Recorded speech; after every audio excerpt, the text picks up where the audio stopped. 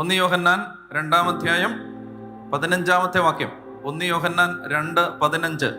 1 യോഹന്നാൻ 2:15 വായിക്കാമോ? ലോകത്തെയോ ലോകത്തിലുള്ള വസ്തുക്കളെയോ നിങ്ങൾ സ്നേഹിക്കരുത്. ലോകത്തെയോ ലോകത്തിലുള്ള വസ്തുക്കളെയോ നിങ്ങൾ ഉപയോഗിക്കരുതെന്നല്ല, സ്നേഹിക്കരുത്. ലോകവസ്തുക്കൾ ഉപയോഗിക്കേണ്ടെന്നല്ല, സ്നേഹിക്കരുത്. ലോകത്തെയോ ലോകത്തിലുള്ള വസ്തുക്കളെയോ നിങ്ങൾ സ്നേഹിക്കരുത്. സ്നേഹിച്ചാൽ എന്താ പ്രശ്നം?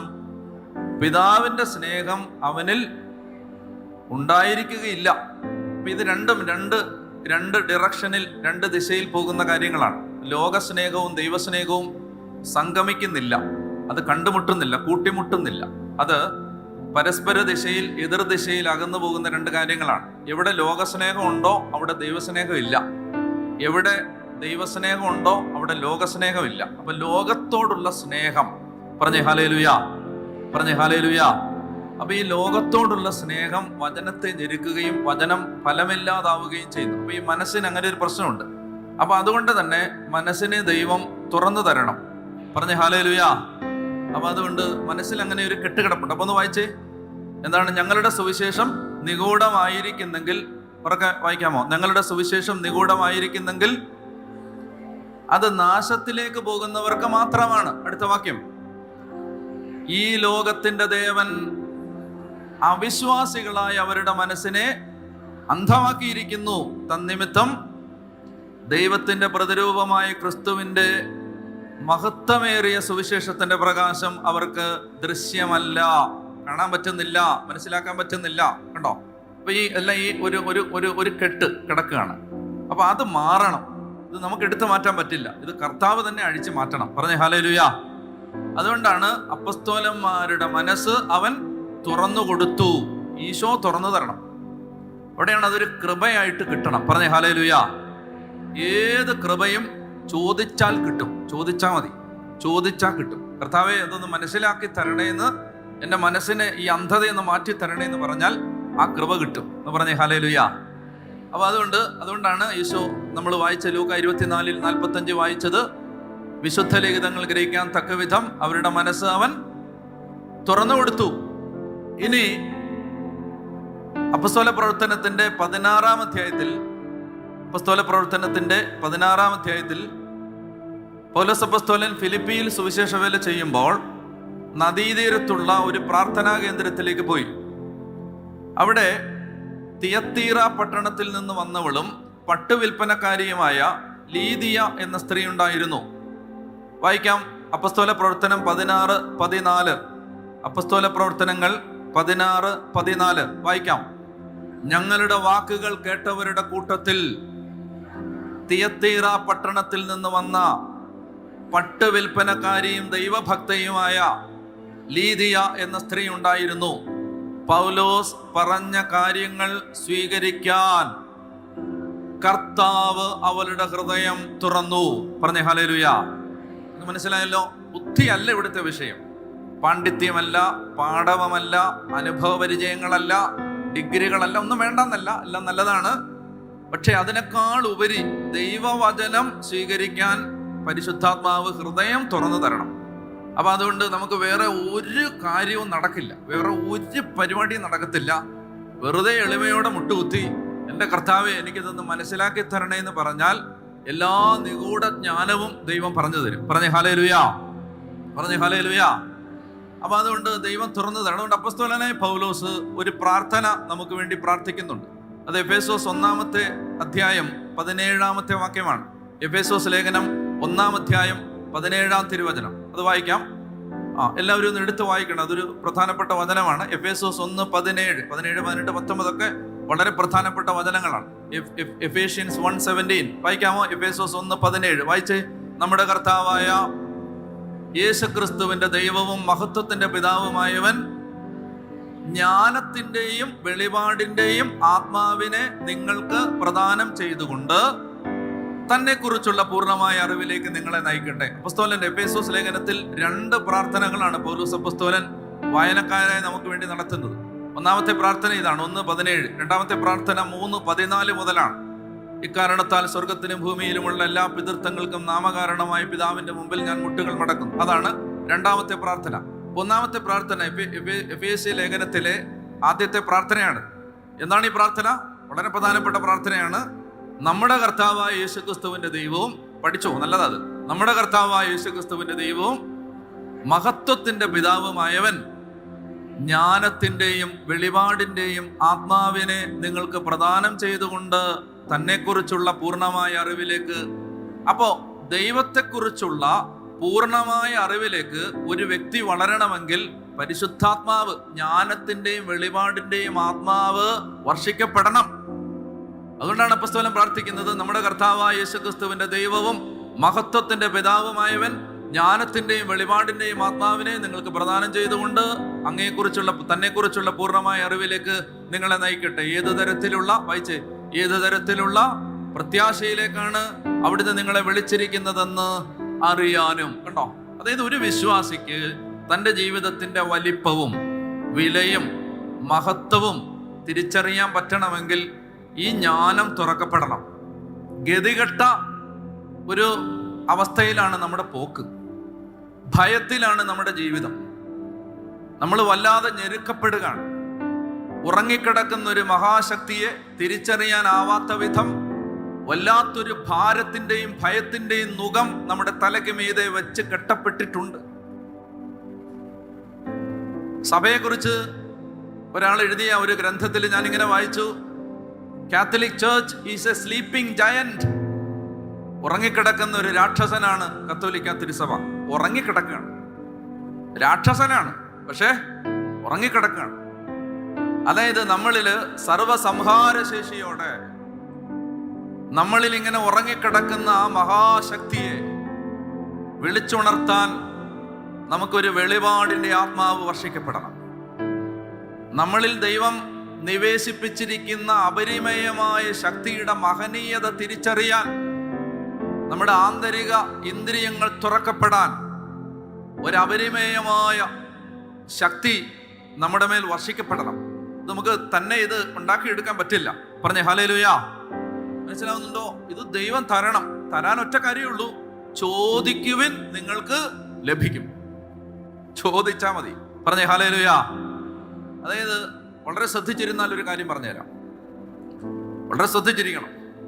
പുതിയ നിയമത്തിലെ എല്ലാ കൃപകളും ചോദിച്ചാൽ മതി. മനസ്സിലായോ? തലകുത്തി മറിയൊന്നും വേണ്ടാന്ന്, ഒരുപാട് മെനക്കെടണ്ടാന്ന്, അടയിരുന്ന് ചോദിച്ചാൽ മതി, വിശ്വസിച്ച് ചോദിച്ചാൽ മതി. ഞാൻ ഒരു സംഭവം പറയാം. അതായത് സമാന സ്വഭാവമുള്ള രണ്ട് സംഭവങ്ങൾ ജനത്തിന്റെ മരുഭൂമി യാത്രയിൽ, ഈജിപ്തിൽ നിന്ന് കാനാനിലേക്കുള്ള യാത്രക്കിടയിലുണ്ട്. സമാന സ്വഭാവമാണ്. അതായത് വായിക്കുമ്പോൾ രണ്ടും ഒരു സംഭവമാണെന്ന് തോന്നും.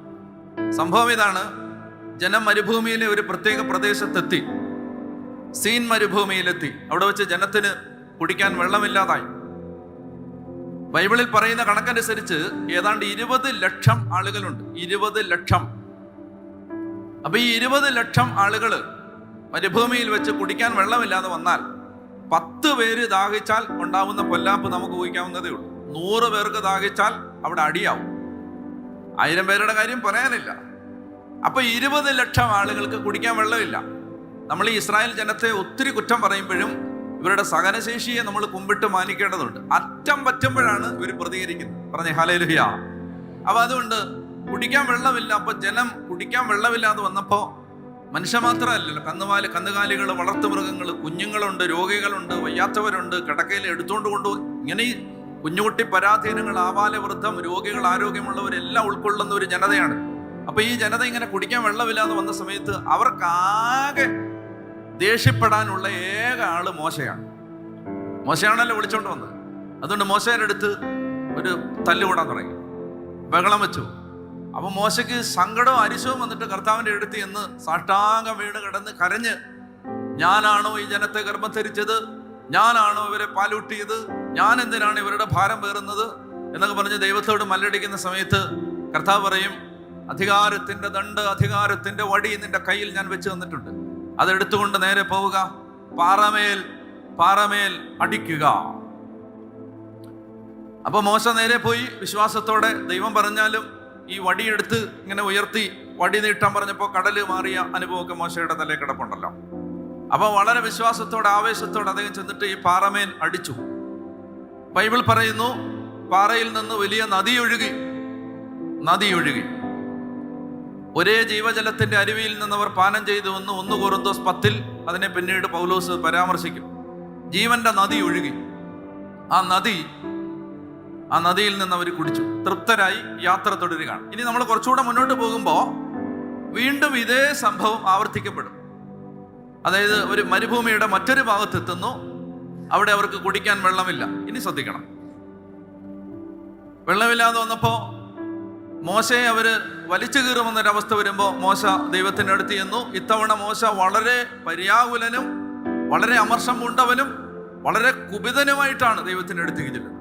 ദൈവത്തിൻ്റെ അടുത്തേക്ക് ചെന്നിട്ട് അദ്ദേഹം ദൈവത്തോട് ഈ അമർഷവും ദേഷ്യവും എല്ലാം വെളിപ്പെടുത്തുമ്പോൾ കർത്താവ് മോശയോട് പറഞ്ഞു, നീ നേരെ പോയി ആ പാറയോട് കൽപ്പിക്കുക, പാറയോട് പറയുക. ഈ പഴയ ഓർമ്മ കിടപ്പുണ്ടല്ലോ, അടിച്ച ഓർമ്മ.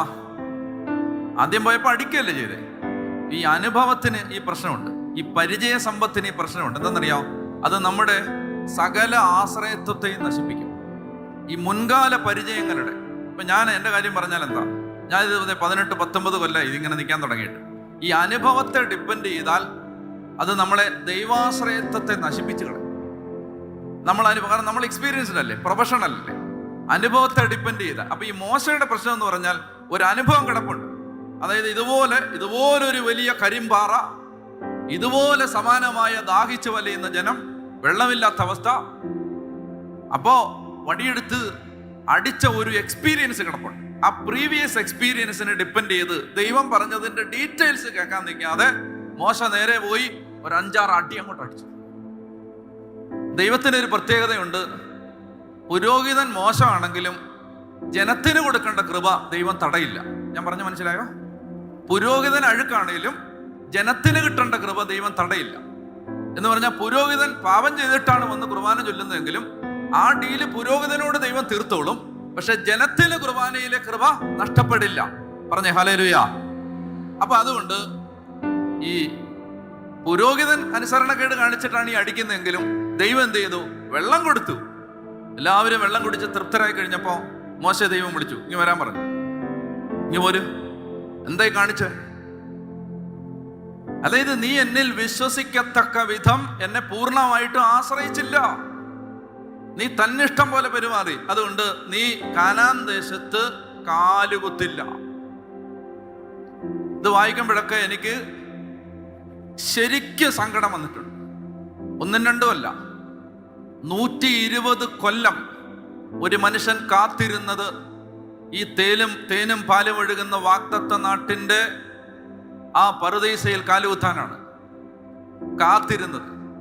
ഈ 40 കൊല്ലം, 4 പതിറ്റാണ്ട് ഈ വേവിലും വറുതിയിലും ഉഷ്ണച്ചൂടിലും ഈ ജനത്തെ ഒരമ്മ കുഞ്ഞിനെ മാറത്തെടുത്ത് കൊണ്ടു നടക്കുന്നത് പോലെ പരിപാലിച്ച് കൊണ്ടു നടന്ന് യാത്ര ചെയ്തത്, ഈ ക്ലേശക്ലിഷ്ടങ്ങളെല്ലാം സഹിച്ചത് ഈ മനുഷ്യൻ വാഗ്ദത്ത നാട്ടിൽ കാലുകുത്താമെന്ന പ്രതീക്ഷയോടാണ്. പക്ഷേ ദൈവം പറയാണ്, നെബോ മലയുടെ മുകളിൽ കയറി നിന്നിട്ട് നീ എല്ലാം നോക്കിക്കണ്ടോ, നീ കാലുകുത്തത്തില്ല, നിന്നെ കാലുകുത്തിക്കില്ല. സങ്കടം വരില്ലേ സത്യം പറഞ്ഞാല്? ദൈവം എന്നാ ഇത് വെറുതെ ഒരു 2 അടി അടിച്ചതിന്റെ പേരിൽ ഇങ്ങനെയൊക്കെ ചെയ്യാവോ? നിങ്ങൾ നനച്ചോക്ക്. നമ്മൾ മനുഷ്യര് പോലും ചെയ്യത്തില്ല. ശരിയല്ലേ പറയണേ? അതായത് ഒന്ന് കരഞ്ഞ് ഒന്ന് ഒരു മാപ്പൊക്കെ പറഞ്ഞു കഴിയുമ്പോൾ സാരമില്ലെന്നാ കയറിക്കൊള്ളാൻ പറയും അല്ലേ? നമ്മളെ എത്രയോ പേര് ഇറക്കി വിട്ടിട്ട് കയറിക്കൊള്ളാൻ പറയും. പണ്ട് ഞങ്ങൾ സെമിനാരി പഠിക്കുന്ന സമയത്ത് ഒരു ബ്രദർ ഇങ്ങനെ, അച്ഛൻ ചോദിച്ചു, സ്പിരിച്വാലിറ്റി പഠിപ്പിച്ചുകൊണ്ടിരുന്ന അച്ഛൻ ചോദിച്ചു, മാതാവിന് പാപം ഉണ്ടോ എന്ന് ചോദിച്ചു. ഉണ്ടോ? അപ്പോ കൊച്ചു പിള്ളേരല്ലേ, 15 വയസ്സേ ഉള്ളൂ, മൈനസ് സെമിനാരിയിലാണ്. മാതാവിന് പാപം ഉണ്ടോ എന്ന് ചോദിച്ചു. അപ്പൊ പുള്ളി പറഞ്ഞു, മാതാവിന് പിന്നെ കാണുമായിരിക്കും എന്ന് പറഞ്ഞു. ഗെറ്റ് ഔട്ട് എന്ന് പറഞ്ഞു. അച്ഛൻ ഭയങ്കര ദേഷ്യക്കാരി, ബൈപ്പാസ് ഒക്കെ കഴിഞ്ഞ് അങ്ങനെ അപ്പൊ തന്നെ ഗെറ്റ് ഔട്ട് എന്ന് പറഞ്ഞു. അച്ഛന്റെ പ്രത്യേകത എന്ന് പറഞ്ഞാല് ഈ ക്ഷിപ്രകോപിയുമാണ്, ക്ഷിപ്രപ്രസാദിയുമാണ്. പെട്ടെന്ന് ഷൗട്ട് ചെയ്യും, വെളിയിൽ ഇറക്കി 2 മിനിറ്റ് കഴിയുമ്പോൾ അച്ഛന് വിഷമം വരും. ഇങ്ങനെ നെഞ്ച് തിരുമിയിട്ട് ഇങ്ങനെ 5-6 തവണ നോക്കിയിട്ട് ഇങ്ങ് കയറി വരാൻ പറയും. അങ്ങനെ സാധാരണ എല്ലാവരെയും ഗെറ്റ് ഔട്ട് അടിക്കും. നിന്റെ തലയിൽ കഴുതച്ചാണോ എന്ന് ചോദിക്കും. എന്ന് പറഞ്ഞാൽ ഗെറ്റൗട്ട് അടിക്കും. എന്നിട്ട് 2 മിനിറ്റ് കഴിയുമ്പോൾ തണുത്തിട്ട് തിരിച്ച് വിളിക്കുകയും ചെയ്യും. അപ്പോൾ 2 മിനിറ്റ് കഴിഞ്ഞപ്പോൾ അച്ഛന് സങ്കടം നിന്നിട്ട് പറഞ്ഞു, മോനിക്ക് വാ, ഇനി ഇങ്ങനെ അബദ്ധം പറയരുത്, പറ മാതാവിന് പാവമുണ്ടോന്ന് ചോദിച്ചു. അപ്പൊ ഇവൻ പറഞ്ഞു, മനുഷ്യനല്ലേ, കുറച്ച് കാണുമെന്ന് പറഞ്ഞു. എഗെയിൻ ഗെറ്റൗട്ട് എന്ന് പറഞ്ഞു. അപ്പൊ അങ്ങനെ 2ാമതും ഗെറ്റൗട്ട് അടിച്ചു. പിന്നെ 5 മിനിറ്റ് കഴിഞ്ഞ് വിളിച്ചു. അപ്പൊ ഞാൻ പറഞ്ഞു വരുന്നത്, മനുഷ്യരാണെ പോലും മനസ്സല്ലിയും. ഇതിവിടെ ഈ ദൈവത്തിന് ഒരു മനസ്സലിവും ഇല്ല മോശയുടെ കാര്യത്തിൽ.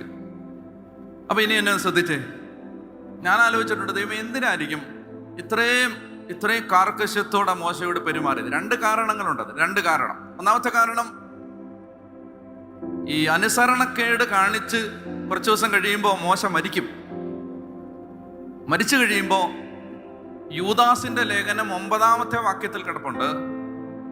മോശയുടെ ശരീരത്തെ ചൊല്ലി പിശാചിനോട് തർക്കിച്ചപ്പോൾ പ്രധാന ദൂതനായ മീഖായേൽ ഒരു നിന്ദാവചനം പോലും ഉച്ചരിക്കാൻ തുനിഞ്ഞില്ല. കർത്താവ് നിന്നെ ശാസിക്കട്ടെ എന്ന് മാത്രം പറഞ്ഞു. എന്ന് പറഞ്ഞാൽ ഒരു സംഭവം വിവരിക്കുകയാണ്. മോശ മരിച്ചു കിടക്കുമ്പോൾ മോശയുടെ ശരീരത്തിന്റെ മേലും ആത്മാവിന്റെ മേലും അവകാശം പറഞ്ഞുകൊണ്ട് സാത്താൻ വന്നു എന്നാണ് അവിടുത്തെ പരാമർശ വിഷയം.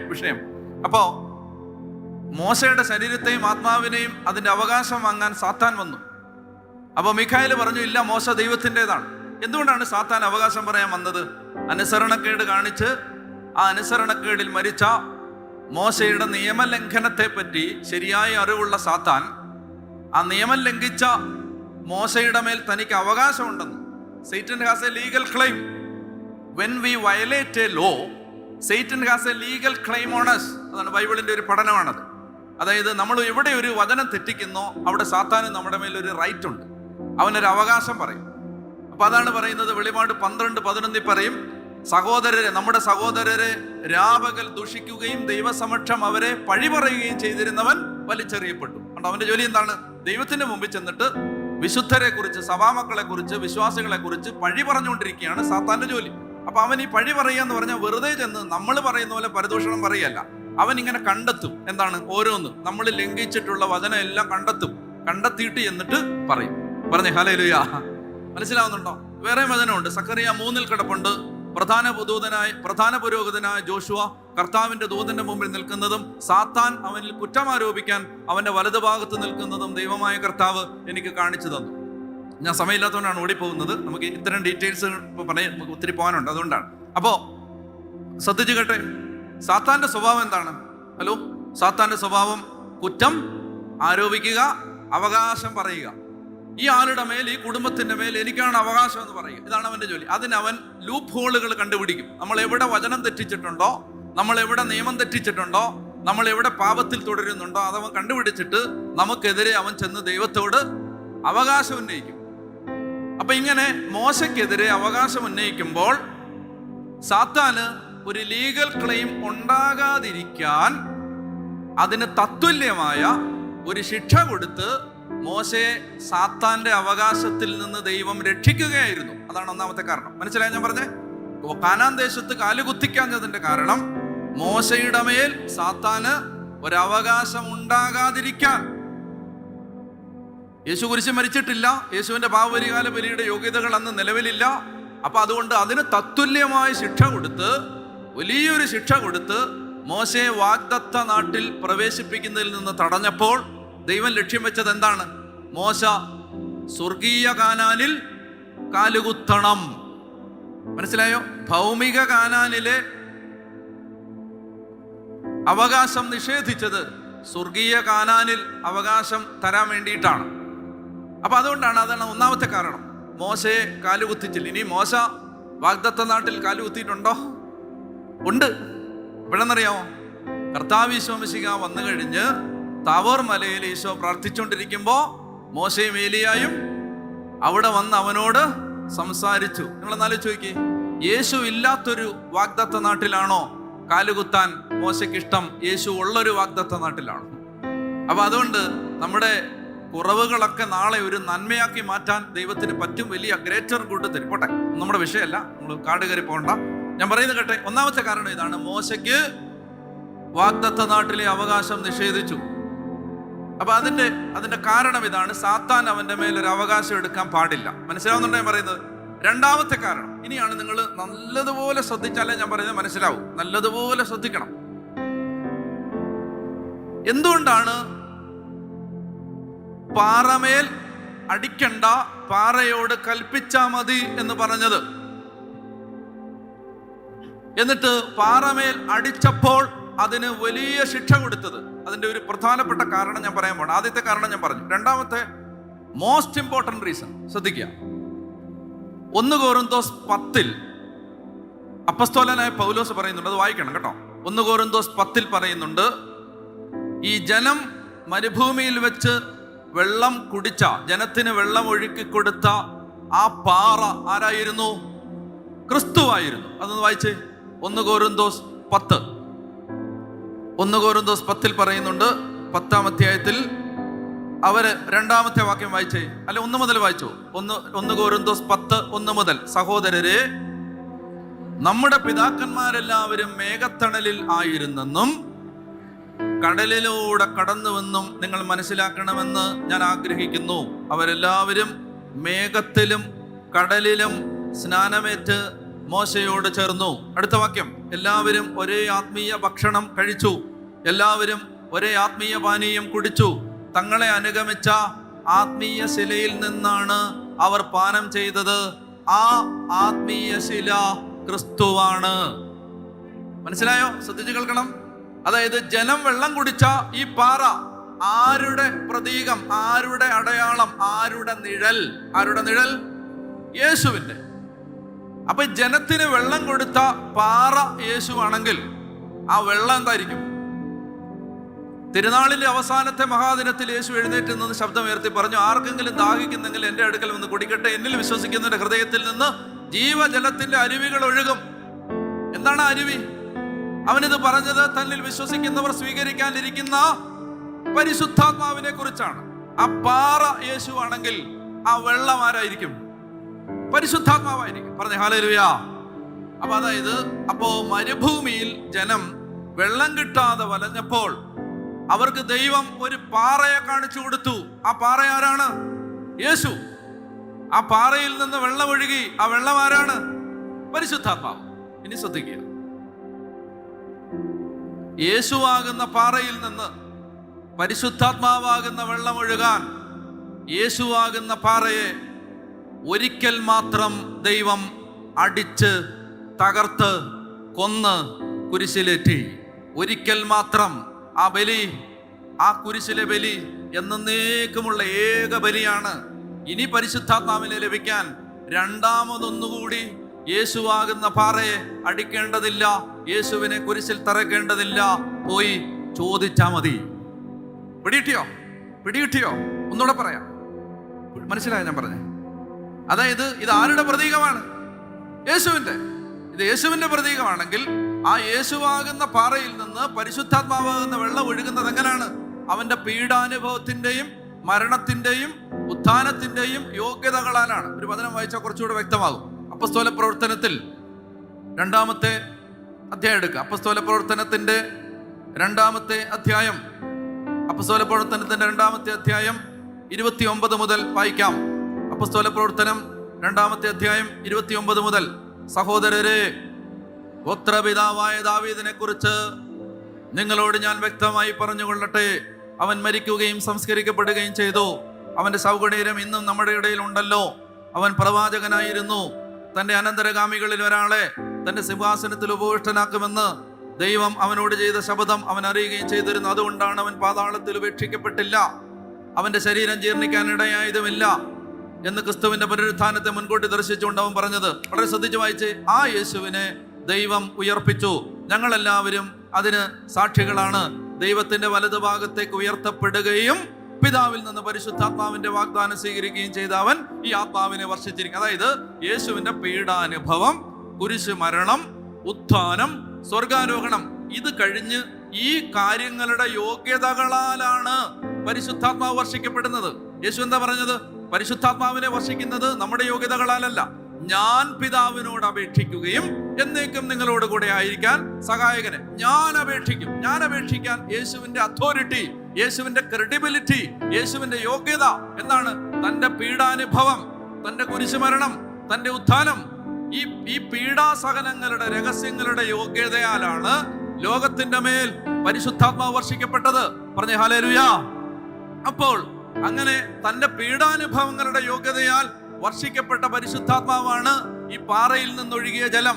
അതിനുവേണ്ടി യേശു എന്ത് ചെയ്തു? അടിക്കപ്പെട്ടു, തകർക്കപ്പെട്ടു, കുരിശിലേറ്റപ്പെട്ടു, കൊല്ലപ്പെട്ടു. എത്ര തവണ? ഒരു തവണ, രണ്ടാമതൊരിക്കൽ കൂടി. ഇനി പരിശുദ്ധാത്മാവിനെ നാം സ്വീകരിക്കുന്നതിന് വീണ്ടും ഒരിക്കൽ കൂടി ഹെറോദിന്റെ കൊട്ടാര മുറ്റത്തേക്കും പീലാത്തോസിന്റെ പ്രത്തോറിയത്തിന്റെ മുറ്റത്തേക്കും യേശുവിനെ വലിച്ചിഴക്കേണ്ടതില്ല. യേശുവിന്റെ കരചരണങ്ങളിൽ ആണിയടിക്കേണ്ടതില്ല. അവന്റെ വിലാവ് കുത്തി തുറക്കേണ്ടതില്ല. അവന്റെ മുഖത്ത് കാരി തുപ്പേണ്ടതില്ല. അവന്റെ കരചരണങ്ങളിൽ ആണിയടിക്കേണ്ടതില്ല. അവനെ കൊല്ലേണ്ടതില്ല. ഇനി എന്ത് ചെയ്താൽ മതി? ഇനി പരിശുദ്ധാത്മാവിനെ സ്വീകരിക്കാൻ ചോദിച്ചാ മതി. പിടിയിട്ടുന്നോ? ചോദിച്ചാ മതി എന്ന്. അതുകൊണ്ട് മോശ എന്താ ചെയ്തേ? മോശ ഈ സിംബലിനെ മിസ്അപ്രോപ്രിയേറ്റ് ചെയ്തു, ഈ സിംബലിനെ വയലേറ്റ് ചെയ്തു. അതായത് ദൈവം പറഞ്ഞതുപോലെ കേൾക്കണം. കാരണം നാളെ പുതിയ നിയമത്തിൽ പൂർത്തിയാവേണ്ട ഇതൾ വിരിയേണ്ട സംഭവങ്ങളുടെ നിഴലാണിത്. ആ നിഴല് തെറ്റിക്കരുത്. പിടികിട്ടിയോ? ആ നിഴല് തെറ്റിക്കരുത്. അതാ കാര്യം. പറഞ്ഞേ ഹല്ലേലൂയാ. അപ്പൊ നമ്മൾ കാണുന്നതിനപ്പുറത്താണ് അതിന്റെ കാരണം. ഞാൻ പറഞ്ഞു വരുന്നത് അറിയോ? പുതിയ നിയമത്തില് തലകുത്തി മറിയൊന്നും വേണ്ട. എന്ത് ചെയ്താൽ മതി? വിശ്വസിച്ച് ചോദിച്ചാൽ മതി. ചോദിച്ചാൽ മതി. കാരണം ബാക്കി എല്ലാം ആര് ചെയ്തിട്ടുണ്ട്? ഈശോ ചെയ്തിട്ടുണ്ട്. കഷ്ടപ്പെടേണ്ടത് മുഴുവൻ അവൻ കഷ്ടപ്പെട്ടിട്ടുണ്ട്. നമ്മൾ എന്ത് ചെയ്താൽ മതി? ചോദിക്കുക, വിശ്വസിക്കുക. ഒരിക്കൽ ഈ യഹൂദന്മാർ യേശുവിനോടൊരു ചോദ്യം ചോദിച്ചു. ആ ചോദ്യം ഇതാണ്: ദൈവഹിതം അനുസരിച്ച് പ്രവർത്തിക്കുന്നവരാകാൻ ഞങ്ങൾ എന്ത് ചെയ്യണം? അതായത് ഈശോ ഒരു കാര്യം പറഞ്ഞു. യോഹന്നാൻ 6 ഈശോ ഒരു കാര്യം എടുത്തു വെച്ചോ. യോഹന്നാൻ 6 24 മുതലുള്ള വാക്യങ്ങളിൽ ഈശോ ഒരു കാര്യം പറഞ്ഞു: നിങ്ങള് നശ്വരമായ അപ്പത്തിന് വേണ്ടി അധ്വാനിക്കാതെ മനുഷ്യപുത്രൻ നൽകുന്ന അനശ്വരമായ അപ്പത്തിന് വേണ്ടി അധ്വാനിക്കണം. അപ്പൊ ഈശോയുടെ വായിന്നൊരു വാക്ക് വന്നു: അധ്വാനിക്കണം. നിങ്ങള് നശ്വരമായ അപ്പത്തിന് വേണ്ടി അധ്വാനിക്കാതെ മനുഷ്യപുത്രൻ നൽകുന്ന അനശ്വരമായ അപ്പത്തിന് വേണ്ടി അധ്വാനിക്കണം. ഈ മതബോധത്തിൽ കിടക്കുന്ന ഒരു പ്രധാനപ്പെട്ട സാധനമാണ് നമ്മൾ എന്തോ ചെയ്തിട്ടാണ് ദൈവം എന്തോ തരുന്നത്. ഈ ധാരണയാണ് പുതിയ നിയമം പൊളിച്ചെഴുതിയത്. നീ ഒന്നും ചെയ്തിട്ടില്ല, വിശ്വാസം വഴി കൃപയാലാണ് നീ രക്ഷിക്കപ്പെട്ടത്. അത് ദൈവത്തിന്റെ ദാനമാണ്, നിന്റെ പ്രവൃത്തിയുടെ ഫലം അല്ല. പറഞ്ഞേ ഹല്ലേലൂയാ. അപ്പൊ ഈ മതബോധത്തെയാണ് പുതിയ നിയമം പൊളിച്ചെഴുതുന്നത്. എല്ലാ മതങ്ങളുടെയും ബോധം ഭക്തൻ എന്തോ ചെയ്യുന്നു, ദൈവം എന്തോ തരുന്നു. ഇത് മതം. എന്നാ സുവിശേഷം അതല്ല. സുവിശേഷം എന്തെന്നറിയോ? നീ ഒന്നും ചെയ്യുന്നില്ല, നിനക്ക് ദൈവം തരുന്നു. ഒറ്റ കാര്യം ചെയ്യാൻ പറഞ്ഞിട്ടുള്ളൂ, ഒറ്റ കാര്യം. അപ്പൊ ഒരു വാക്ക് കേട്ടോണേ, ഒരു വാക്ക് അറിയാതെ ഈശോയുടെ വായി, അറിയാതല്ല, ഒരു വാക്ക് ഈശോയുടെ വായിൽ നിന്ന് വീണു. എന്താണ്? നിങ്ങൾ നശ്വരമായ അപ്പത്തിന് വേണ്ടി അധ്വാനിക്കാതെ മനുഷ്യപുത്രൻ നൽകുന്ന അനശ്വരമായ അപ്പത്തിന് വേണ്ടി അധ്വാനിക്കണം. ഈ മതമകത്ത് കിടക്കുന്നവര് അധ്വാനിക്കണം എന്ന് പറഞ്ഞാൽ അതേ കയറി പിടിക്കും. അപ്പൊ ഞങ്ങൾ എന്താ ചെയ്യേണ്ടത്? പറ, ഞങ്ങൾ എന്താ ചെയ്യേണ്ടത്? ഞങ്ങൾ എന്ത് ചെയ്താൽ ഇത് കിട്ടും? ഉടനെ അവർ ചോദിച്ചു, ദൈവഹിതം അനുസരിച്ച് പ്രവർത്തിക്കുന്നവരാകാൻ ഞങ്ങൾ എന്ത് ചെയ്യണം? കേട്ടോ, ചെയ്യണം. ദൈവഹിതം അനുസരിച്ച് പ്രവർത്തിക്കുന്നവരാകാൻ ഞങ്ങൾ എന്ത് ചെയ്യണം? ഈശോ എന്താ മറുപടി പറഞ്ഞേ? ഇതാണ് ദൈവഹിതം അനുസരിച്ചുള്ള പ്രവൃത്തി: അവിടുന്ന് അയച്ചവനിൽ വിശ്വസിക്കുക. തീർന്നില്ലേ? കീറിക്കളഞ്ഞ ആ സാധനം കീറി. അവിടുന്ന് അയച്ചവനിൽ വിശ്വസിക്കുക. അവിടുന്ന് അയച്ചവനിൽ വിശ്വസിക്കുക. പറഞ്ഞേ ഹല്ലേലൂയാ. അപ്പൊ അതുകൊണ്ട് വിശ്വസിക്കുക, ചോദിക്കുക. ചോദിച്ചാ മതി. എന്ത് പറഞ്ഞപ്പോഴാണ് നമ്മളിങ്ങനെ റൂട്ട് മാറിപ്പോയെന്നറിയാമോ? ജ്ഞാനത്തിൻ്റെയും വെളിപാടിൻ്റെയും ആത്മാവിനെ കിട്ടാൻ എന്താ വഴി? ചോദിക്കുക. കിട്ടാൻ എന്താ വഴി? ചോദിക്കുക. അപ്പൊ വായിക്കാം, തിരിച്ചു വരാം. എഫേസോസ് 1 പോയ റൂട്ട് ഓർമ്മയുണ്ടോ? തിരിച്ചു വരാം. എഫേസോസ് 1 നിന്നാണ് നമ്മൾ ഡിവൈറ്റ് ചെയ്തത്. തിരിച്ചു വരാം. എഫേസോസ് 1:17 നമ്മുടെ കർത്താവായ, വായിച്ചോ.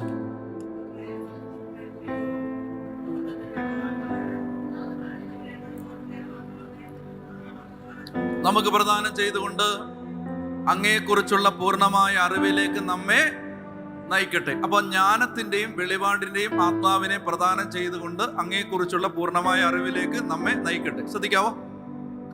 ഞാൻ പറഞ്ഞു വരുന്ന പോലെ പറയണേ.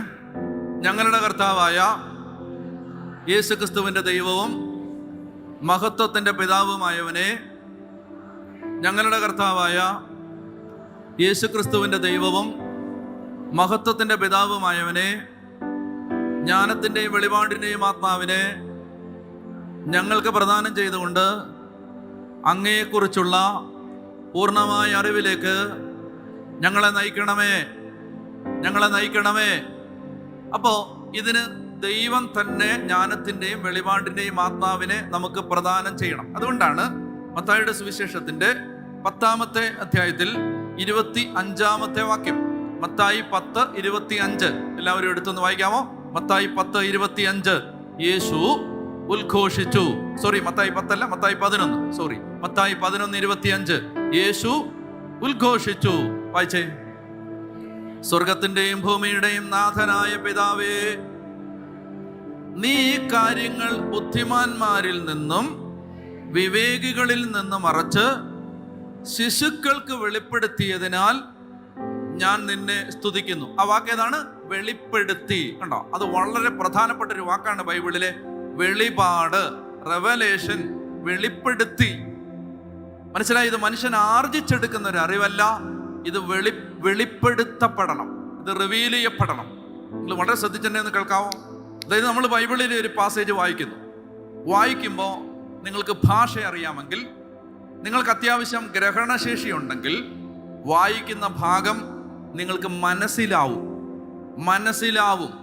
എന്നാൽ ആത്മാവിലാവില്ല.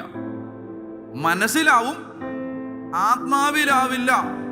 ആത്മാവിലാകണമെങ്കിൽ പരിശുദ്ധാത്മാവ് അത് ആത്മാവിന് വെളിപ്പെടുത്തി തരണം. മനസ്സിലാവുന്നുണ്ടോ? മനസ്സിൽ നിന്ന് ആത്മാവിലേക്കുള്ള ഒരു ട്രാൻസിഷൻ, ഒരു യാത്ര. ആ യാത്രയാണ് പരിശുദ്ധാത്മാവ് നിർവഹിക്കുന്നതും നമ്മിൽ സംഭവിക്കേണ്ടതും. അതായത് വായിക്കുന്നത് ആത്മാവിൽ പ്രകാശിപ്പിക്കപ്പെടണം, ആത്മാവിൽ അത് തുറക്കപ്പെടണം. ഓരോ വചനം വായിക്കുമ്പോഴും ആത്മാവിൽ വെളിച്ചമായിട്ട് മാറണം. അത് മാറാൻ ഭൂമിയിലെ ഒരു സിസ്റ്റവും മനുഷ്യൻ കണ്ടുപിടിച്ചിട്ടില്ല. അതെങ്ങനെയാണ് ആത്മാവിൽ പ്രകാശിപ്പിക്കപ്പെടുന്നത്? അത് പരിശുദ്ധാത്മാവിന് മാത്രമേ ചെയ്തു തരാൻ പറ്റൂ. അതിന് തലകുത്തി മറിയേണ്ട ഒരു കാര്യമില്ല. എന്ത് ചെയ്താൽ മതി? ചോദിച്ചാൽ മതി. Very good. ഒന്ന് കൈയടിച്ച് കർത്താവിന് നന്ദി പറഞ്ഞ് ചോദിച്ചാൽ മതി. എൻ്റെ കർത്താവേ, എനിക്കിതൊന്ന് മനസ്സിലാക്കി തരണേ എന്ന് നമ്മൾ ഭാഷയുടെ പരിമിതി കൊണ്ട് പറയുകയാണ്. എനിക്കിതൊന്ന് ആത്മാവിലാക്കി തരണം. അങ്ങനെ ഒരു വാക്കില്ലാത്തതുകൊണ്ടാണ്. എനിക്ക് മനസ്സിലാക്കി തരണേ, എനിക്കിത് ഗ്രഹിക്കാൻ, എൻ്റെ ആത്മാവിൽ ഇത് ഗ്രഹിക്കാൻ എന്നെ സഹായിക്കണം. അത് വെളിപാടാണ്. ഇനി മത്തായിയുടെ സുവിശേഷത്തിന്റെ 16-ാമത്തെ അധ്യായം എടുത്തേ. 16-ാമത്തെ അധ്യായം 13 മുതലുള്ള വാക്യങ്ങൾ. മത്തായിയുടെ സുവിശേഷം 16-ാം അധ്യായം 13 മുതലുള്ള വാക്യങ്ങൾ. യേശു കേസരിയ ഫിലിപ്പി പ്രദേശത്തെത്തിയപ്പോൾ ശിഷ്യന്മാർ ചോദിച്ചു, മനുഷ്യപുത്രൻ ആരെന്നാണ് ജനങ്ങൾ? ഈശോ പറയാണ്, ഞാൻ ആരെന്നാണ് നാട്ടുകാർ പറയുന്നത്? അവർ പറഞ്ഞു, ചിലർ സ്നാപക യോഹന്നാൻ എന്നും. വായിക്കാം. മറ്റു ചിലർ ഏലിയ. ഉറക്കെ വായിക്കാമോ? വേറെ ചിലർ ജെറമിയ അല്ലെങ്കിൽ പ്രവാചകന്മാരിൽ ഒരുവനെന്നും പറയുന്നു. അവൻ അവരോട് ചോദിച്ചു, എന്നാൽ ഞാൻ ആരെന്നാണ്? കണ്ടോ? ഇപ്പൊ ചോദ്യം സ്ട്രെയിറ്റ് ആയി. അപ്പോസ്തലന്മാര് പെട്ടുപോയി. ഞാൻ ആരാണ്? ഇത് നിസ്സാരമായ ചോദ്യമല്ല. ഇതൊരു വ്യക്തിയുടെ ജീവിതത്തെയും വരാനുള്ള ജീവിതത്തെയും സ്വാധീനിക്കുന്ന ഒരു ചോദ്യമാണ്. കാരണം യോഹന്നാന്റെ സുവിശേഷത്തിൽ നിങ്ങൾ എടുക്കണ്ട, നിങ്ങൾ ഈ ഭാഗത്ത് നിന്നാൽ മതി, ഞാൻ വായിച്ചു കേൾപ്പിക്കാം. അതായത് ഈ ചോദ്യത്തിന് ഉത്തരം കിട്ടിയില്ലെങ്കിൽ നമ്മുടെ നിത്യജീവൻ അപകടത്തിലാവും. അങ്ങനെ അത്രയും പ്രധാനപ്പെട്ടൊരു ചോദ്യമാണിത്. യോഹന്നാന്റെ സുവിശേഷത്തിന്റെ 8-ാം അധ്യായത്തിൽ 24-ാമത്തെ വാക്യം, നിങ്ങൾ നിങ്ങളുടെ പാപങ്ങളിൽ മരിക്കുമെന്ന് ഞാൻ നിങ്ങളോട് പറഞ്ഞു. എന്തെന്നാൽ ഞാൻ തന്നെ എന്ന് വിശ്വസിക്കുന്നില്ലെങ്കിൽ നിങ്ങൾ നിങ്ങളുടെ പാപങ്ങളിൽ മരിക്കും. എന്ന് പറഞ്ഞാൽ ഞാൻ യഥാർത്ഥത്തിൽ ആരാണ് എന്ന് മനസ്സിലാക്കുന്നില്ലെങ്കിൽ നിത്യജീവൻ അപകടത്തിലാവും. അപ്പൊ അത്രയും പ്രധാനപ്പെട്ട ചോദ്യമാണിത്. ഞാൻ ആരെന്നാണ് നിങ്ങൾ പറയുന്നത്? 16-ാമത്തെ വാക്യം, മത്തായി 16:16. ശിമയോൻ പത്രോസ് പറഞ്ഞു, നീ ജീവനുള്ള ദൈവത്തിന്റെ പുത്രനായ ക്രിസ്തുവാണ് നീ ജീവനുള്ള ദൈവത്തിന്റെ പുത്രനായ ക്രിസ്തുവാണ്. കേട്ടോ, എന്തൊരു വലിയ സ്റ്റേറ്റ്മെന്റ് ആണ്. നീ ജീവനുള്ള ദൈവത്തിന്റെ പുത്രനായ ക്രിസ്തുവാണ്. ഈ വിശ്വാസം, അതായത് യേശു ക്രിസ്തുവാണ് എന്ന വിശ്വാസം പുതിയ നിയമത്തിൽ ആദ്യമായി ഏറ്റുപറഞ്ഞ പുരുഷൻ ആരാണ്? ഹലോ, ആരാണ്? പത്രോസ്. സ്ത്രീ ആരാണ്? പുതിയ നിയമത്തിൽ ആദ്യമായിട്ട് നീ ദൈവത്തിന്റെ പുത്രനായ ക്രിസ്തുവാണെന്ന് ഏറ്റുപറഞ്ഞ സ്ത്രീ ആരാണ്? മർത്ത. എല്ലാം മർത്തയാണ് പറഞ്ഞേ ഹല്ലേലൂയ. ഓക്കെ, അപ്പോ പറയാണ് യേശു അവനോട് അരുളി ചെയ്തു. വാക്യം 17, മത്തായി 16:17. യേശു അവനോട് അരുളി ചെയ്തു, യോനായുടെ പുത്രനായ ശിമയോനെ, നീ ഭാഗ്യവാൻ. മാംസ രക്തങ്ങൾ അല്ല എന്ന് പറഞ്ഞാൽ ജഡമല്ല, നിന്റെ മനുഷ്യ ശക്തിയല്ല, മാനുഷിക ജ്ഞാനമല്ല, ആർജിച്ചെടുത്ത അറിവുകളല്ല, ഈ ഭൂമിയിൽ നിന്ന് കിട്ടിയ ജ്ഞാനമല്ല, മാംസരക്തങ്ങളല്ല, മറിച്ച് സ്വർഗസ്ഥനായ എൻ്റെ പിതാവാണ് നിനക്ക് ഇത്, അടുത്ത വാക്ക്, വെളിപ്പെടുത്തിയത്. വളരെ പ്രധാനപ്പെട്ട വാക്കാണ്, വെളിപ്പെടുത്തിയത്. വെളിപ്പെടുത്തണം.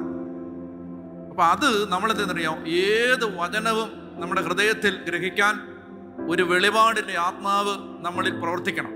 അത് നമ്മൾ ചോദിച്ചാൽ മതി. കർത്താവിനോട് ചോദിക്കണം. വചനം വായിക്കുന്നതിന് മുമ്പ് ചോദിക്കണം. ഇപ്പൊ പരിശുദ്ധ കുർബാനയില് അല്ലേ, പുരോഹിതൻ സുവിശേഷം വായിക്കുന്നതിന് മുമ്പ് അല്ലേ, നമുക്കെല്ലാവർക്കും ശ്രദ്ധാപൂർവം നിന്ന് എന്താ പറ, പരിശുദ്ധ സുവിശേഷം ശ്രവിക്കാം. അപ്പൊ അച്ഛൻ എന്നാ പറയും? സമാധാനം നിങ്ങളോടുകൂടെ. അപ്പൊ നിങ്ങൾ എന്നാ പറയും? അപ്പൊ അച്ഛൻ എന്നാ പറയും? അടുത്തത് വിശുദ്ധ മത്തായി അറിയിച്ച നമ്മുടെ കർത്താവ് ഈശോ മിശിഹായുടെ പരിശുദ്ധ സുവിശേഷം. അപ്പൊ നിങ്ങൾ എന്നാ പറയും? ഈ എന്തിനാന്നറിയാം, ഇപ്പൊ ഞാൻ ചോദിക്കട്ടെ, നിങ്ങൾ ഡയറക്റ്റ് ആയിട്ട് നേരെ അങ്ങ് വായിച്ചാ പോരെ? എന്തിനാണ് ഈ ആമുഖമൊക്കെ? ഈ ഒന്നാതെ നമുക്ക് സമയമില്ല, നമ്മ ധൃതി പിടിച്ചാണ് പള്ളി നിൽക്കുന്നതന്നെ. അന്നേരം എന്തിനാണ് ഈ ആവശ്യമില്ലാത്ത ഇൻട്രൊഡക്ഷൻ ഒക്കെ? നേരിട്ട് അച്ഛന് ബൈബിളായിട്ട് നേരെ വന്ന് നിങ്ങളെന്ന് ആലോചിച്ച് നോക്കും. സിറോ മലബാർ കുർബാനയിൽ ഭയങ്കര ആഘോഷമായിട്ടാണ് അച്ഛൻ അൾത്താരെ പോയി ദൈവവചനം എടുത്ത് അവിടുന്ന് ഇങ്ങനെ ഉയർത്തിപ്പിടിച്ച് സാവധാനം നടന്ന് അച്ഛന് സ്പീഡിൽ വന്നൂടെ, പതുക്കെ ഈ പാട്ടെല്ലാം തീരുന്നവരെ സ്ലോയിൽ നടന്ന് അച്ഛൻ വന്ന് എന്തോ ഒരു ആഘോഷം. എന്തിനാണ് വെറുതെ അത്രയൊക്കെ? അതിന്റെ ആവശ്യമുണ്ടോ? അതെന്തെന്നറിയോ, ഇതിങ്ങനെ പെട്ടെന്ന് പോക്കറ്റിൽ നിന്ന് എടുത്ത് പെട്ടെന്ന് വായിച്ചിട്ട് പോക്കറ്റിൽ ഇട്ടാൽ അതൊന്നും ആർക്കും മനസ്സിലാവത്തില്ല. മനസ്സിലാവുന്നുണ്ടോ? അതായത് ഇത് മനസ്സിലാവേണ്ടത് ഗ്രഹിക്കണം. അതുകൊണ്ട് ജനം ഒരുങ്ങുകയാണ് ഈ സുവിശേഷം സ്വീകരിക്കാനായി. ജനം തങ്ങളുടെ കാതുകളും ഹൃദയവും തുറക്കപ്പെടാൻ പ്രാർത്ഥിച്ചൊരുങ്ങുന്ന സമയമാണിത്. പറഞ്ഞേ ഹല്ലേലൂയാ, പറഞ്ഞേ ഹല്ലേലൂയാ. അതാണ് ഇത്രയും ആമുഖ പ്രാർത്ഥനകൾ. ഈ ജനത്തിന്റെ മേൽ കൃപ വർഷിക്കപ്പെടും സുവിശേഷം കേൾക്കുമ്പോൾ. അപ്പൊ ആ സമയത്തൊക്കെ ഉണ്ടല്ലോ, ആ സമയത്ത് ഒരു കാര്യം നിങ്ങൾ ശ്രദ്ധിച്ചോണം, വായിക്കുന്നതിനേക്കാൾ എളുപ്പത്തിൽ കാര്യങ്ങൾക്ക് വ്യക്തത വരുന്നത് കേൾക്കുമ്പോഴാണ്. ശരിയാണോ? വേറൊരാൾ വായിച്ച് കേൾക്കുമ്പോഴാണ് നമ്മൾ വായിക്കുമ്പോൾ മനസ്സിലാവാത്തത് വല്ലതും നമുക്ക് മനസ്സിലാവുന്നത്. അപ്പൊ അതുകൊണ്ട് അച്ഛൻ വായിക്കാൻ പോവാണ്, സുവിശേഷം വായിക്കും. മാത്രമല്ല, ഈ വചനവേദിയിൽ നിന്ന് വായിക്കുമ്പോൾ അച്ഛൻ വായിക്കുന്നത് യഥാർത്ഥത്തിൽ അച്ഛനല്ല വായിക്കുന്നത്. പിന്നെ ആരാ? ഈശോ സുവിശേഷം പ്രസംഗിക്കുന്നത് അതുപോലെ സംഭവിക്കുന്നതാണ് കുർബാനയിൽ. കർത്താവ് ഈശോ മിശിഹായാണ് സുവിശേഷം പ്രസംഗിക്കുന്നത്. ഈശോയുടെ അധരങ്ങളിൽ നിന്നാണ് ഇത് പുറപ്പെട്ടു വരുന്നത്. അച്ഛനെ നിങ്ങൾ കാണുന്നതേ ഉള്ളൂ, ഈശോയാണ് ഇത് സംസാരിക്കുന്നത്. അപ്പൊ ഈശോ സംസാരിക്കുന്ന സമയത്ത് നമ്മൾ പ്രാർത്ഥിക്കണം കർത്താവിനോട്, കർത്താവേ എനിക്കിത് ഒന്ന് ഗ്രഹിക്കാൻ എന്നെ സഹായിക്കണേ, എനിക്കിത് മനസ്സിലാക്കി തരണേ. അപ്പോ വെളിപാടിന്റെ ഒരു ആത്മാവ്. പത്രോസിനോട് ഈശോ പറയുകയാണ്, യോനായുടെ പുത്രനായ ശിമയോനെ, മാംസരക്തങ്ങളല്ല, എൻ്റെ സ്വർഗസ്ഥനായ പിതാവാണ് നിനക്കിത് വെളിപ്പെടുത്തി തന്നത്. നീ ഭാഗ്യവാൻ, നീ പത്രോസാണ്. ഈ പാറമേൽ എൻ്റെ സഭയെ ഞാൻ സ്ഥാപിക്കും. നിങ്ങൾ നല്ല ചോദിക്കുക, ഒരു മനുഷ്യനെ ഇങ്ങനെ വീണു പോകാൻ 1000 സാധ്യതയുള്ള ഒരാളെ മുമ്പിലേക്ക് വിളിച്ചു നിർത്തിയിട്ട് പറയുകയാണ്, എൻ്റെ സഭ നിന്റെ പുറത്ത് ഞാൻ സ്ഥാപിക്കാൻ പോവാണ്. നിന്റെ പുറത്തെന്ന് പറഞ്ഞാൽ ഈ മരിച്ച് മണ്ണടിഞ്ഞ് ഇല്ലാതാകുന്ന പത്രോസിന്റെ ശരീരത്തിന്റെ മേലല്ല, പത്രോസിന്റെ വിശ്വാസത്തിന്റെ മേൽ, പത്രോസിന്റെ ഉറപ്പുള്ള ദൈവസ്നേഹത്തിന്റെ മേൽ, പത്രോസിന്റെ യേശുവിനോടുള്ള ആഴമായ ബന്ധത്തിന്റെ മേൽ, അതായത് വിശ്വാസത്തിന്റെ മേലാണ് സഭകൾ പണിയപ്പെടുന്നത്. വിശ്വാസത്തിന്റെ മേൽ, ആഴമുള്ള വിശ്വാസത്തിന്റെ മേൽ. കല്ലും കട്ടയും കമ്പിയും സിമന്റുമല്ല പള്ളികൾ രൂപപ്പെടുത്തുന്നത്. ജനത്തിന്റെ ഹൃദയത്തിൽ ആഴപ്പെട്ട വിശ്വാസം, ആ വിശ്വാസമാണ് നമുക്ക്. ആ വിശ്വാസം ഉണ്ടാവാൻ എന്താ സംഭവിക്കുക? അത് ദൈവം വെളിപ്പെടുത്തി തരണം. അചഞ്ചലമായ വിശ്വാസം, കാറ്റിലും കോളിലും ഉലയാത്ത വിശ്വാസം, ഏത് പ്രതിസന്ധി വന്നാലും തകരാത്ത വിശ്വാസം. അതായത് ഞാനിങ്ങനെയാണ് ചിന്തിക്കുന്നത്. അതായത് ഈ ലോകത്തെ എസൻസ്, ന്യൂറോൺസ്, യുക്തിവാദി സംഘം എല്ലാവരും കൂടെ ഒരുമിച്ചിട്ട് ഉൽപ്പത്തി മുതൽ വെളിപാട് വരെയുള്ള ബൈബിളിലെ 36,000-ലധികം വചനങ്ങൾ മുഴുവൻ തെറ്റാണെന്ന് കാര്യകാരണ സഹിതം സയന്റിഫിക്കായി, ലോജിക്കലായി, യുക്തിപരമായി, ചരിത്രപരമായി തെളിയിച്ചാലും still I believe in Jesus Christ. I believe in his divinity. ഞാൻ വിശ്വസിക്കുന്നു യേശു എനിക്ക് വേണ്ടി കുരിശിൽ മരിച്ച് എൻ്റെ പാപങ്ങളിൽ നിന്ന് എന്നെ വീണ്ടെടുത്ത് എനിക്ക് നിത്യത എന്ന് പറഞ്ഞാൽ ഈ ലോകത്ത് കാര്യകാരണ സഹിതം ഇതെല്ലാം തെറ്റാണെന്ന് ഈ ലോകം തെളിയിച്ചാലും നിങ്ങളുടെ അകത്ത് എഴുതപ്പെട്ട വിശ്വാസത്തിന് മാറ്റം വരുന്നില്ല. നിങ്ങൾക്ക് മനസ്സിലാവുന്നുണ്ടോ? അതായത് ഇതെല്ലാം മനുഷ്യൻ പറയാണ് ഇതെല്ലാം തെറ്റാണ്.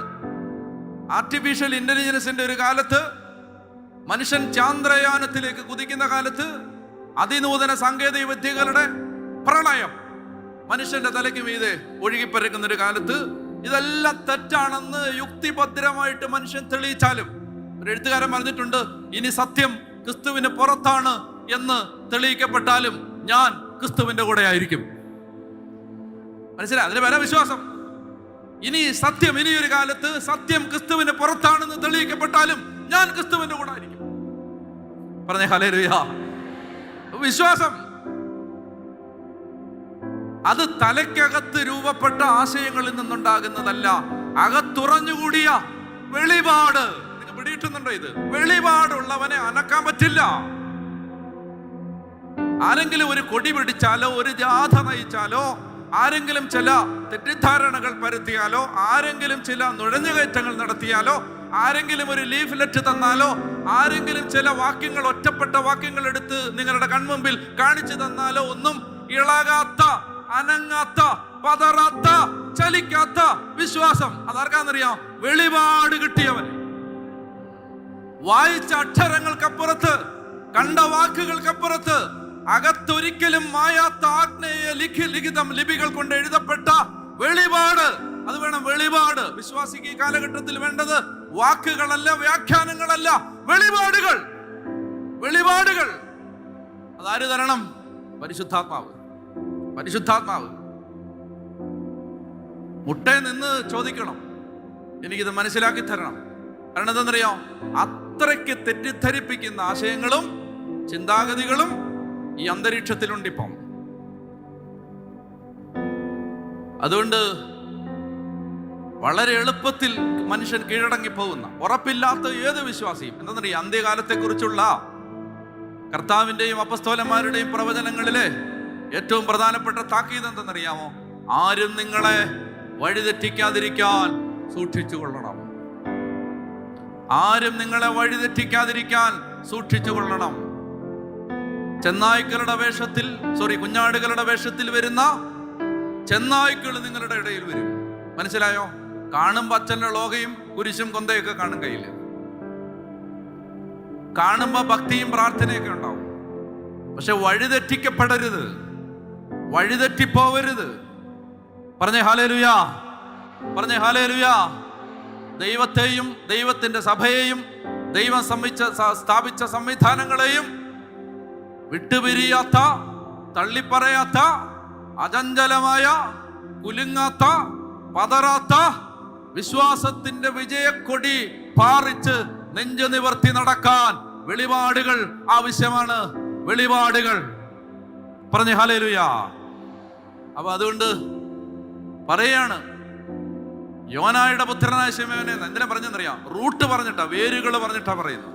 നീ എവിടുന്ന് വന്നാന്ന് എനിക്ക് അറിയാന്ന്. അതാ പറഞ്ഞർത്ഥം. അപ്പന്റെ പേര് പറഞ്ഞ് പറയുന്നത് എന്തിനാ?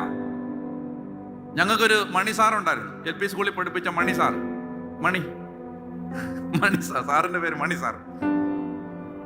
സാർ എല്ലാരെയും പിള്ളേരുടെ പേര് വിളിക്കത്തില്ല, അപ്പന്റെ പേര് വിളിക്കത്തില്ല. എന്നെ എൻ്റെ അപ്പൻ്റെ പേരെ വിളിക്കും, വേറൊരുത്തെ വേറൊരു അപ്പൻ്റെ പേരെ വിളിക്കും. നമുക്ക് നാണക്കേടാണ്, കാരണം നമ്മളെ വിളിക്കുന്ന പേര് അപ്പൻ്റെ പേരെ വിളിക്കും. തന്തയ്ക്ക് വിളിക്കുന്നതിന് തുല്യ, സത്യം പറഞ്ഞ കേട്ടോണേ നിങ്ങൾ. അപ്പൊ മണിസാർ എപ്പോഴും അങ്ങനെയാണ്. എന്തെന്നറിയാമോ? എടാ നിന്റെ തന്തയെ എനിക്ക് അറിയാം, കൂടുതൽ വിളച്ചില് വേണ്ട. അതാണ് ആ മണിസാറിന്റെ സൈക്കോളജിയാണ്. എന്താണത്? അപ്പന്റെ പേര് പറയുമ്പോ നിന്റെ തന്തയെ എനിക്ക് അറിയാം, അതുകൊണ്ട് ഒത്തിരി വിളച്ചില് വേണ്ട എന്നാണ് അതിന്റെ അർത്ഥം. അതാണ് ഇവിടെ യോനായുടെ പുത്രനായ ശിമേന എന്ന് പറഞ്ഞാൽ നീ എവിടുന്നാ വരുന്നതെന്ന് എനിക്ക് അറിയാം, നീ ആരാന്ന് എനിക്ക് അറിയാം, നീ ഏത് വീട്ടിലെയാന്ന് അറിയാന്ന്. നിനക്ക് വീട്ടിൽ നിന്ന് കിട്ടിയതല്ലെന്ന്, പഠിച്ച പാഠപുസ്തകങ്ങൾ പകർന്നു അറിവല്ലെന്ന്, ട്യൂഷന് പോയി കിട്ടിയതല്ലെന്ന്, കമന്ററി വായിച്ച് കിട്ടിയതല്ലെന്ന്. പിന്നെന്താണിത്? വെളിപാട്. യോനായുടെ പുത്രനായ ശിമയോനെ, നീ ഭാഗ്യവാൻ, മാംസരക്തങ്ങളല്ല, എന്റെ സ്വർഗസ്ഥനായ പിതാവാണ് നിനക്കിത് വെളിപ്പെടുത്തി തന്നത്. ഇനി അപ്പസ്തോലനായ പൗലോസ് എഴുന്നേറ്റേ പ്ലീസ്. ഇത് എന്താണെന്നറിയാമോ? കുർബാനയിലെ പ്രാർത്ഥനയൊക്കെ ചൊല്ലുമ്പോ ഈ വെളിപാട് കിട്ടി അവന്റെ ചങ്ക് പടയും. ഓരോ വാക്കും അവൻ അഭിഷേകമായിട്ട് മാറും. വെളിപാടില്ലാത്തവനോ കുർബാനയിലെ എല്ലാ പ്രാർത്ഥനയും ബോറാവും. എല്ലാ പ്രാർത്ഥനയും എന്തിനാണ് ഇതെല്ലാം ചൊല്ലുന്നത് വിചാരിക്കും. വെളിപാടുള്ളവന് ഇത് മുഴുവൻ അവനെ ചലിപ്പിക്കും. ഓരോ വാക്കും അവന്റെ ഹൃദയത്തെ നുറുക്കി തകർത്ത് അവന്റെ ഹൃദയം ഓരോ വാക്കും, ഓരോ പാട്ടും, ഓരോ പ്രാർത്ഥനയും, അത് ദൈവത്തെ സ്തുതിക്കുന്ന പാട്ടുകളാവട്ടെ, പ്രാർത്ഥനാഗീതങ്ങളാവട്ടെ, അപേക്ഷകളാവട്ടെ, കൃതജ്ഞതാസ്തോത്രങ്ങളാവട്ടെ, എല്ലാം വലിയൊരു അഭിഷേകത്തിലാണ് സംഭവിക്കുന്നത്. അപ്പൊ അതുകൊണ്ട് കരങ്ങൾ ഉയർത്താം. പ്രിയമക്കളെ, സഹോദരി സഹോദരന്മാരെ, കരങ്ങൾ ഉയർത്തി ഒരു 10-20 പേര് നമ്മുടെ സ്വരം കേട്ടോട്ടെ. നന്നായിട്ടൊന്ന് സ്തുതിച്ചേ. ഹല്ലേലൂയ. യേശുവേ, സ്തുതിക്കുന്നു. ജ്ഞാനത്തിന്റെയും വെളിപാടിനെയും ആത്മാവിനെ പ്രദാനം ചെയ്തുകൊണ്ട് അങ്ങയെക്കുറിച്ചുള്ള പൂർണ്ണമായ അറിവിലേക്ക് ഞങ്ങൾ ഗലാത്യ ലേഖനത്തിലേക്ക് പോകാം. ഗലാത്യ ലേഖനത്തിന്റെ 1-ാമത്തെ അധ്യായം 11-12 വാക്യങ്ങൾ. ഗലാത്യ ലേഖനം 1-ാം അധ്യായം 11-12 തിരുവചനങ്ങൾ വായിക്കാം. സഹോദരരെ, ഞാൻ പ്രസംഗിച്ച സുവിശേഷം മാനുഷികമല്ല എന്ന് നിങ്ങളെ ഞാൻ അറിയിക്കുന്നു. ഗലാത്യ ലേഖനം 1-ാം അധ്യായം 11-12 വായിക്കാമോ? സഹോദരരെ, ഞാൻ പ്രസംഗിച്ച സുവിശേഷം മാനുഷികമല്ല എന്ന് ഞാൻ നിങ്ങളെ അറിയിക്കുന്നു. വായിക്കാം. എന്തെന്നാൽ മനുഷ്യനിൽ നിന്നല്ല ഞാനത് സ്വീകരിച്ചത്, ആരും എന്നെ അത് പഠിപ്പിച്ചതല്ല, യേശുക്രിസ്തുവിന്റെ വെളിപാടിലൂടെയാണ് അതെനിക്ക് ലഭിച്ചത്. കണ്ടോ? യേശുക്രിസ്തുവിന്റെ വെളിപാടിലൂടെയാണ് അതെനിക്ക് ലഭിച്ചത്. എങ്ങനെയാണ് യേശുക്രിസ്തുവിന്റെ വെളിപാട് അപ്പസ്തോലന് ലഭിച്ചതെന്നറിയാമോ? അവിടുന്ന് അപ്പസ്തോലനായ പൗലോസ് മനസാന്തരപ്പെട്ട് കഴിഞ്ഞപ്പോ, വായിക്കാം 13 മുതൽ വായിച്ചേ. മുമ്പ് യഹൂദ മതത്തിലായിരുന്നപ്പോഴത്തെ എൻ്റെ ജീവിതത്തെ പറ്റി ഞാൻ ദൈവത്തിൻ്റെ സഭയെ കഠിനമായി പീഡിപ്പിക്കുകയും ഉന്മൂലനം ചെയ്യാൻ പരിശ്രമിക്കുകയും ചെയ്തിരുന്നു. എൻ്റെ വംശത്തിൽപ്പെട്ട സമപ്രായക്കാരായ അനേകരെക്കാൾ യഹൂദ മതകാര്യങ്ങളിൽ ഞാൻ മുൻപന്തിയിലായിരുന്നു. എൻ്റെ പിതാക്കന്മാരുടെ പാരമ്പര്യങ്ങളിൽ അത്യധികം തീക്ഷ്ണമതിയുമായിരുന്നു. എന്നാൽ മാതാവിൻ്റെ ഉദരത്തിലായിരിക്കുമ്പോൾ തന്നെ ദൈവം എന്നെ പ്രത്യേകം തിരഞ്ഞെടുത്തു. തൻ്റെ കൃപയാൽ അവിടെ നിന്ന് വിളിച്ചു. അത് അവിടുത്തെ പുത്രനെ പറ്റി വിജാതിയരുടെ ഇടയിൽ പ്രസംഗിക്കാൻ അവനെ എനിക്ക് വെളിപ്പെടുത്തി തരേണ്ടതിനായിരുന്നു. ഞാൻ ഒരു മനുഷ്യന്റെയും ഉപദേശം തേടാൻ നിന്നില്ല. എനിക്ക് മുമ്പേ അപ്പസ്തോലന്മാരായവരെ കാണാൻ ഞാൻ ജെറുസലേമിലേക്ക് പോയതുമില്ല. കണ്ടോ? അതായത് ദമാസ്കസിൽ വെച്ച് അശ്വാരൂഢനായി ദമാസ്കസിലെ ക്രിസ്ത്യാനികളെ പീഡിപ്പിക്കാനുള്ള തീട്ടൂരം വാങ്ങി കുതിരപ്പുറത്ത് കയറി യാത്ര ചെയ്യുന്ന സമയത്ത് ഒരു ആലക്തിക ആഘാതം പോലെ ദൈവശക്തി ആഞ്ഞടിച്ച് നിലത്ത് വീണ് കണ്ണുകൾക്ക് തിമിരം ബാധിച്ച് 3 ദിവസം അന്ധനായി കിടന്ന് അനനിയാസ് എന്ന സഭാ നേതാവ് വന്ന് സുവിശേഷം പ്രസംഗിച്ച് മാനസാന്തരപ്പെടുത്തി ജ്ഞാനസ്നാനം കൊടുത്ത് കണ്ണിന്റെ കാഴ്ച തിരിച്ചു കിട്ടി. ദമാസ്കസിൽ നിന്ന് ഞാൻ എന്ത് ചെയ്തില്ല? ഒരു മനുഷ്യന്റെയും ഉപദേശം തേടാൻ നിന്നില്ല. എനിക്ക് മുമ്പേ അപ്പസ്തോലന്മാരായവരെ കാണാൻ ഞാൻ ആ സമയത്ത് ജെറുസലേമിലേക്ക് പോയതുമില്ല. പിന്നെന്ത് ചെയ്തു?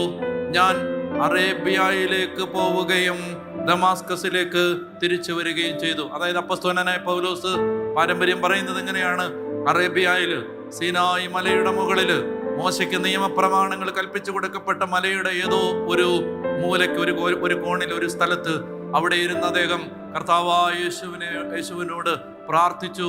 വെളിപാടിന് വേണ്ടി പ്രാർത്ഥിച്ചു, ബോധ്യങ്ങൾക്ക് വേണ്ടി പ്രാർത്ഥിച്ചു. അവിടെ വെച്ച് അദ്ദേഹത്തിന് യേശു എല്ലാം വെളിപ്പെടുത്തി കൊടുത്തു. നിങ്ങൾക്ക് മനസ്സിലാവുന്നു ഇത്? അതായത് നമ്മുടെ ക്രിസ്തീയ വിശ്വാസത്തിന്റെ ആധാരശിലകൾ എന്ന് വിശേഷിപ്പിക്കാവുന്ന ബോധ്യങ്ങളും ദൈവശാസ്ത്രങ്ങളെ രൂപപ്പെടുത്തിയ വിശുദ്ധ പൗലോസ് അപ്പോസ്തലൻ ഒരു സെമിനാരിയിലും പഠിച്ചില്ല, ഒരു യൂണിവേഴ്സിറ്റിയിലും പഠിച്ചില്ല, ഒരിടത്തും തിയോളജി പഠിക്കാൻ പോയില്ല. അത് എന്ത് ചെയ്തു? പരിശുദ്ധാത്മാവിന്റെ അഭിഷേകം സ്വീകരിച്ചു, സഭാശ്രേഷ്ഠന്റെ കയ്യിൽ നിന്ന് കൈവപ്പ് വാങ്ങി, മാമോദീസ സ്വീകരിച്ചു, പാപങ്ങൾ ഏറ്റുപറഞ്ഞു, കർത്താവായ യേശുവിനെ വിശ്വസിച്ചു. എന്നിട്ട് അദ്ദേഹം എന്ത് ചെയ്തു? അദ്ദേഹം മാറിയിരുന്ന് കർത്താവിനോട് ചോദിച്ചുകൊണ്ടേയിരുന്നു. എനിക്കിത് മനസ്സിലാവുന്നില്ല, ഒരു യഹൂദനായി എനിക്കിത് മനസ്സിലാവുന്നില്ല. വിജാതീയരോട് സുവിശേഷം പറയണം, അതെനിക്ക് മനസ്സിലാവുന്നില്ല. യേശുക്രിസ്തുവിന്റെ വെളിപാടിലൂടെയാണ് അതെനിക്ക് ലഭിച്ചത്. അതെന്നെ ഒരു മനുഷ്യനും പഠിപ്പിച്ചത്. നിങ്ങളെ ആലോചിച്ച് നോക്ക്.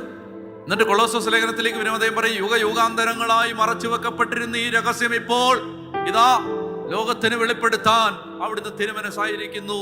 മഹത്വത്തിന്റെ പ്രത്യാശയായ ക്രിസ്തു നിങ്ങളിലുണ്ട്. അതായത് ഒരു മനുഷ്യനും ആ കാലഘട്ടത്തിൽ ഈശോയുടെ കൂടെ നടന്ന ആളുകൾക്ക് പോലും കിട്ടാത്ത ബോധ്യങ്ങൾ യേശുവിന്റെ വ്യക്തിത്വത്തെ കുറിച്ച് സ്വീകരിച്ച പൗലോസ് അപ്പോസ്തലന് അത് ലഭിച്ചത് ഒരു വെളിപാടിലൂടെയാണ്. അപ്പൊ ഈ വെളിപാടിന്റെ ആത്മാവ് പഠിക്കണം, വായിക്കണം, എല്ലാം ചെയ്യണം. കത്തോലിക്ക തിരുസഭയുടെ മതബോധന ഗ്രന്ഥം വായിക്കണം, കാറ്റക്കിസം നന്നായിട്ട് വായിച്ചു പഠിക്കണം, വചനം പഠിക്കണം, വായിക്കണം, എല്ലാം. ഇതെല്ലാം മനസ്സിലാകണമെങ്കിൽ എന്ത് വേണം? വെളിപാടിന്റെ ആത്മാവ്. യോഹന്നാന്റെ 1-ാം ലേഖനം പെട്ടെന്ന് എടുക്കാം. യോഹന്നാന്റെ 1-ാം ലേഖനത്തിൽ അപ്പോസ്തലൻ പറയുന്നുണ്ട്. യോഹന്നാന്റെ 1-ാം ലേഖനം 2-ാം അധ്യായം 26-27. 1 യോഹന്നാൻ 2:26-27. 1 യോഹന്നാൻ 2:26-27 വായിക്കാം. നിങ്ങളെ വഴിതെറ്റിക്കുന്നവർ നിമിത്തമാണ് ഇത് ഞാൻ നിങ്ങൾക്ക് എഴുതുന്നത്. ക്രിസ്തുവിൽ നിന്ന് നിങ്ങൾ സ്വീകരിച്ച അഭിഷേകം നിങ്ങളിൽ നിലനിൽക്കുന്നു. അതിനാൽ മറ്റാരും നിങ്ങളെ പഠിപ്പിക്കേണ്ടതില്ല. അവന്റെ അഭിഷേകം എല്ലാ കാര്യങ്ങളെക്കുറിച്ചും നിങ്ങളെ പഠിപ്പിക്കും. മനസ്സിലാവുന്നുണ്ടോ? അതായത് അപ്പൊ അതുകൊണ്ട് ജ്ഞാനത്തിന്റെയും വെളിപാടിന്റെയും ആത്മാവിനെ എനിക്ക് പ്രദാനം ചെയ്യണമേ. കർത്താവേ, അപ്പോസ്തലന്മാരുടെ ഹൃദയം തുറന്നതുപോലെ എന്റെ ഹൃദയം തുറക്കണമേ. ലിദിയായുടെ ഹൃദയം തുറന്നതുപോലെ പരിശുദ്ധാത്മാവേ എന്റെ ഹൃദയം തുറന്നു തരണമേ. ജ്ഞാനത്തിന്റെയും വെളിപാടിന്റെയും ആത്മാവിനെ പ്രദാനം ചെയ്യണമേ. ബുദ്ധിമാന്മാരിൽ നിന്ന് വേവികളിൽ നിന്ന് മറച്ചു വെച്ചത് എനിക്ക് വെളിപ്പെടുത്തി തരണമേ. പൗലോസിന് വെളിപ്പെടുത്തിയതുപോലെ വെളിപ്പെടുത്തണമേ. പത്രോസിന് വെളിപ്പെടുത്തിയതുപോലെ വെളിപ്പെടുത്തണമേ. ഇത് പ്രാർത്ഥിച്ചാ മതി കേട്ടോ. ഇത് പ്രാർത്ഥിച്ചാൽ മാത്രം മതി. പ്രാർത്ഥിക്കണം കേട്ടോ. അപ്പൊ എനിക്ക് എൻ്റെ ജോലി എളുപ്പമാവും. എന്താണെന്നറിയാം? ഞാൻ പറയുമ്പോൾ തന്നെ നിങ്ങൾക്ക്, ഞാൻ പറയുന്നതിന് മുമ്പ് തന്നെ നിങ്ങൾക്ക് മനസ്സിലാവും. മനസ്സിലായാൽ അഭിഷേകം കത്തും. അതായത് വചനത്തിന്റെ ചുരുൾ അഴിയണം. അപ്പൊ ഇത് മനസ്സിലാവണം. ഗഹനമായ കാര്യങ്ങളൊന്നുമല്ല, നിസാര കാര്യങ്ങളാണ്. പക്ഷെ തലയിൽ എല്ലാവർക്കും മനസ്സിലാവും. പക്ഷെ അകത്ത് കയറണം. അകത്ത് കയറണമെങ്കിൽ ആത്മാവ് ഒരു താക്കോലിട്ട് തുറക്കണം.